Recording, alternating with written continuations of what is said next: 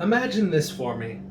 Every class for this birthday speech before us has only had to submit a vocal recording to be graded, whereas suddenly our class has to submit a video recording as well as live stream the speech in front of millions of people, all waiting to hear what important things you have to say, as well as judge every little aspect of your character and speech.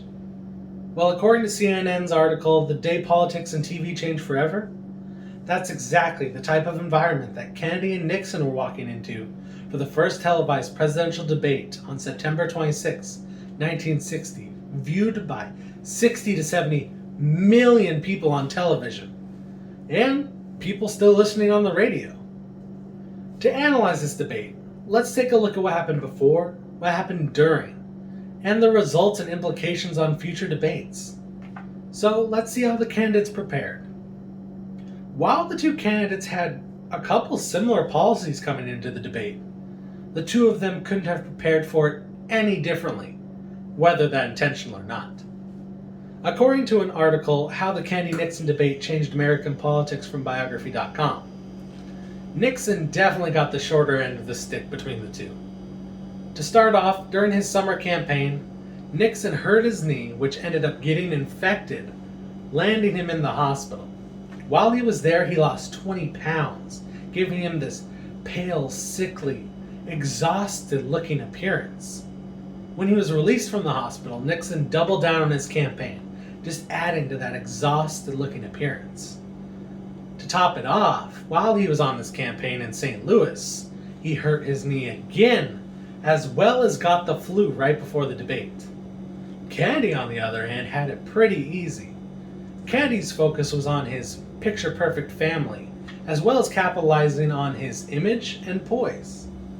The week before the debate, Kennedy was holed up in a hotel room where he practiced questions that could possibly be in the debate, as well as relaxed and made sure he was doing better than Nixon was.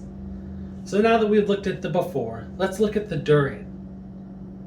During the debate actually went pretty well as far as the production of a first televised presidential debate, as well as the two candidates making their points come across. Unfortunately, how they made their points come across didn't go in Nixon's favor. According to the article from Purdue.edu, scholarly analysis of the Kennedy-Nixon debates, Nixon once again got the short end of the stick. Nixon appeared in a light gray suit, which blended into the background, making sure his opponent Kennedy was much more of a standout. In addition to that, Nixon was still sick, so he was sweating buckets, constantly wiping it off his forehead. And Nixon was known as a shifty-eyed character, and this debate didn't help that. There was a clock off to the left of the camera that Nixon would continually look at while answering questions, giving him this shifty-eyed appearance to the audience at home, not helping his image. Kennedy, on the other hand, made sure that Nixon had the worst time possible. Kennedy arrived early to make sure that Kennedy's lights were perfect and that he had more than Nixon. He also noticed that the temperature was at a perfect degree so that Nixon would be sweating while he was up there. And, according to another article, at the first Kennedy-Nixon debate, presidential policies entered a new era from History.com. Kennedy and Nixon actually both denied the makeup artists before the debate, but unbeknownst to Nixon after that, Kennedy actually ended up getting a light coat done, so when he went out, he would look much better than Nixon was in his sickly state.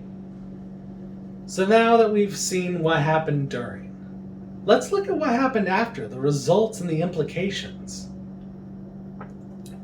The results of the debate actually had a big impact on both the election and future debates and campaigns.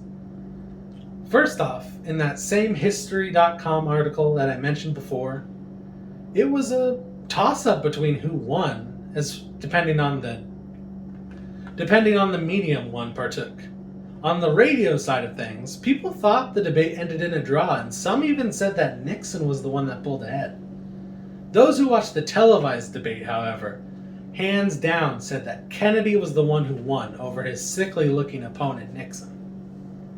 As far as what implications this had on the future, on the campaign front, televised campaigns were pushed to the forefront, with people focusing heavily on that above every other campaign style.